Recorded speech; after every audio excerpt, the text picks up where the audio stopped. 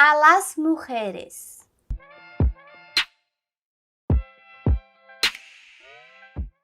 Olá, eu sou a Tami do Literatami e este é o vídeo sobre o livro A Casa na Rua Mango, da Sandra Cisneros, publicado pela editora dublinense com tradução de Natália Borges Polesso. Sandra Cisneros é uma autora chicana, o que significa que ela nasceu nos Estados Unidos, mas tem ascendência latino-americana, no seu caso, mexicana. Neste livro dedicado a las mujeres, ela nos convida a caminhar pelas vizinhanças dessa Rua Mango, uma área em Chicago onde moram muitos imigrantes latinos e seus descendentes. A maravilhosa apresentação do livro, escrita pela própria autora anos depois da sua primeira publicação, intitula-se Uma Casa Toda Minha, em referência direta a Teto Todo Seu, de Virginia Woolf, e sua mensagem de autonomia feminina, e é uma espécie de boas-vindas às temáticas que povoam os textos seguintes. Em primeiro lugar, ao conceito de casa própria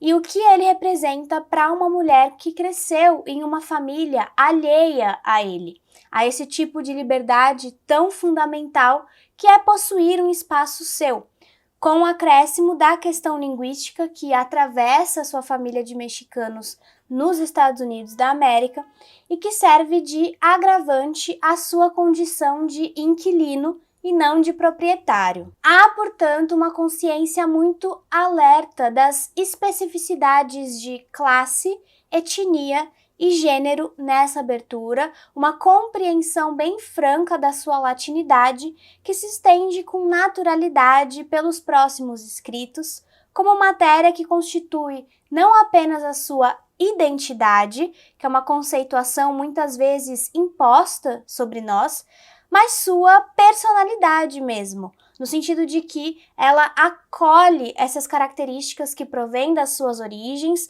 esse mix de culturas, e não simplesmente as aceita. Essa identidade mista incorre também sobre a sua literatura, e ela intenta escrever histórias que, assim como ela, ignorem ou ultrapassem as fronteiras e abracem a mistura de gêneros e formas. Daí a indefinição do livro, que, embora seja catalogado como um romance, pode facilmente ser lido como uma coletânea de contos, já que os seus capítulos são histórias consideravelmente independentes, unidas por um mesmo cenário e temas afins. Cisneros escreve pensando em pessoas que geralmente não leem livros, escreve pensando em todos, sobretudo naqueles com os quais ela conviveu quando era criança, adaptando o fazer literário à sua realidade, que, sendo tão particular, representa uma boa parcela de autoras singulares como ela, mulheres com quem ela divide suas origens e condições socioeconômicas e culturais. E ela lembra da mãe, a quem ela dedica a apresentação do livro, que sempre apoiou seus estudos, que sempre desejou que ela pudesse conquistar uma emancipação inalcançável a si mesma.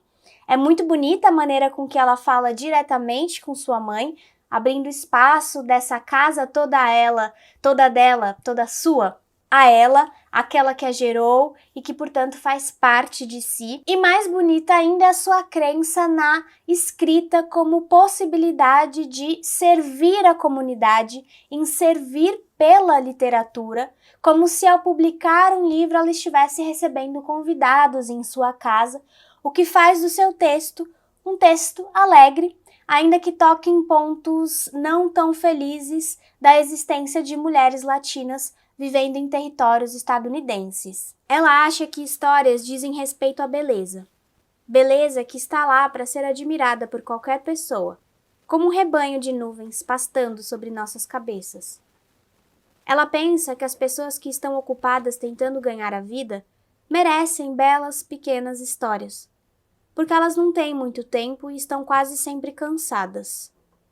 Ela tem em mente um livro que pode ser aberto em qualquer página e ainda assim vai fazer sentido para o leitor que não sabe o que veio antes ou o que vem depois. A Casa na Rua Mango é a casa de Esperanza, uma das 3 filhas de uma família de imigrantes mexicanos morando num bairro periférico em Chicago. Esperança é um nome herdado da sua avó. E só a título de curiosidade, Esperança também é o nome da minha abuelita espanhola. E é tanto um signo da sua identidade latina, quanto da sua personalidade esperançosa, confiante no futuro. Essa personagem, de início uma criança, é o nosso fio condutor desse passeio panorâmico pelas adjacências do bairro. A sua voz e a sua perspectiva infantis nos constroem as estruturas desse subúrbio que vai mudando de cor conforme o amadurecimento da menina, ao passo em que se reforça sua consciência do quanto a sua casa simples, num bairro simples, diz sobre o modo com que as outras pessoas se relacionam com ela, sobre a maneira com que ela é vista e tratada pelo outro. Na medida em que se impõe sobre sua família e seus vizinhos um sentido de não pertencimento, se fortalece nela a necessidade vital de estar atenta, de observar os detalhes do mundo pela janela, de atiçar o olhar para o entorno, que pode ser um tanto hostil com eles. E é justamente através desse exercício forçoso de atenção que ela aprende a colher histórias. Ele também é responsável por colorir a sua identidade para o bem e para o mal. Primeiro, ela reconhece o estigma do latino, do qual posteriormente ela se apropria como algo afirmativo, construtivo. Nesse sentido, os núcleos familiares são redes de apoio imprescindíveis e a relação do indivíduo latino com a sua família latina o ensina a amar pessoas que são como ele, a enxergar em si traços positivos, ainda que o espaço ao redor o relegue à inferioridade. Esse vínculo com a família é mais uma das coisas bonitas desse livro, especialmente porque não se trata de uma romantização, mas de uma representação genuína do seio familiar como local de pertencimento possível. Esperança e suas amigas crescem e se descobrem mulheres nesses espaços super nocivos, o que marca de maneira decisiva a sua percepção do que é ser mulher no mundo. Ela, especialmente, vai se desenvolvendo e ficando grande demais para essa casa, para as possibilidades dessa casa. E passa a se perguntar, enquanto entra em contato com as histórias de vida ao seu redor, o que morar numa casa na Rua Mango tira de você e também o que isso te dá. O seu senso de identificação se define por uma demarcação espacial, acima de tudo, que compreende também noções de nação e de língua, também elas condições coletivas formadoras da sua individualidade.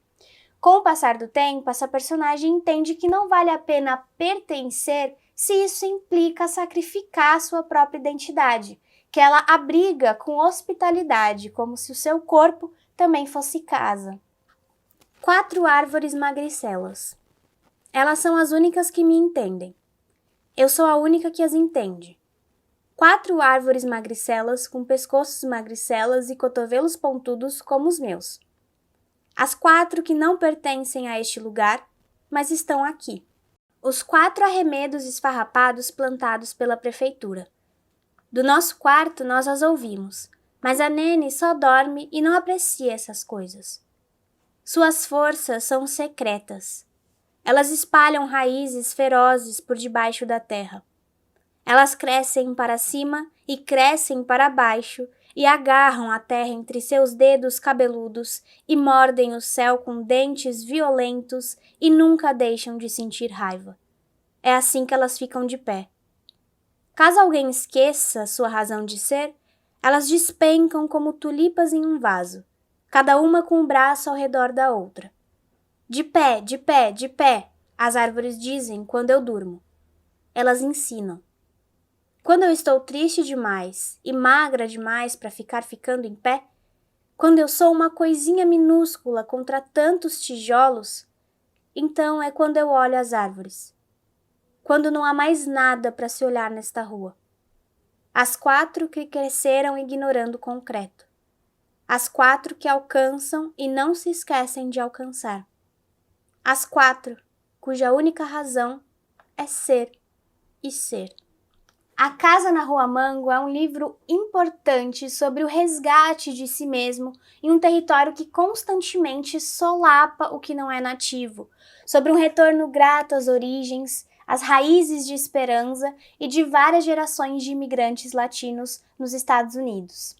Essa edição vibrante da editora dublinense, com o projeto gráfico da Luísa Zardo, estampa muitas cores para as muitas histórias que matizam a Rua Mango. Se você ficou interessado no livro, eu vou deixar aí embaixo mais algumas referências onde você pode buscar informações sobre ele. Primeiro, uma resenha que a Jéssica Balbino escreveu no site Margens, vou deixar aí embaixo. Também o texto do Rodrigo Casarim sobre o livro. O texto que saiu no Globo, do Kelvin Falcão Klein, que também está excelente. E um vídeo muito bom da Jéssica Matos sobre o livro. Então é isso, se você gostou do vídeo, não se esqueça de curtir. Comenta aí embaixo caso você já tenha lido este ou outros livros da Sandra. Eu acho que só tem esse por enquanto traduzido aqui no Brasil, mas a gente consegue encontrar, né, de outras formas. Se você gostou também da edição, tem um vídeo aqui no canal de papo de editora lá na editora dublinense, em que você pode saber um pouco mais sobre os processos de bastidores dessa editora maravilhosa.